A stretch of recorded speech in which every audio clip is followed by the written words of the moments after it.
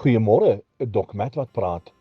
Met die paar veranderings wat ons by die huis aanbring, is dit so dat die Heilige Gees met my vrou gesels en hy sê vir haar, gaan op na die kas toe.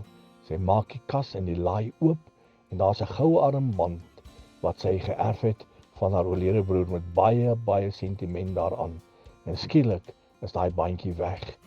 En nou is daar net vingers kan wys na die bouers toe, want die normale huishulp wat altyd daar werk, kan nie daai kas oopmaak nie, het nie idee om daai kas oop te maak nie, en die bandjie is weg, net hulle wat in daai vertrek was, en ek raak bekommerd in my binneste, maar ek weet terselfdertyd, daar is 'n huis in die hemel, waar daar nie diefstal gaan wees nie, waar daar nie inbraak gaan wees nie, daar gaan nie hoë mure, elektriese heininge wees nie, daar gaan nie beams en alarmstelsels wees nie, nee, daar gaan eerder strate van goud wees, 'n plek wat Jesus vir my gaan voorberei het, sonder probleme, sonder diefstal.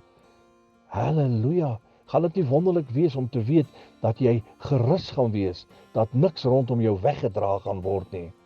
Maar dit is ongelukkig die tyd wat ons in leef, daar is vreeslike hongersnood, daar is mense wat nie kos het nie, en partykeer dan wonder jy, steel hulle om te eet, waaroor gaan dit?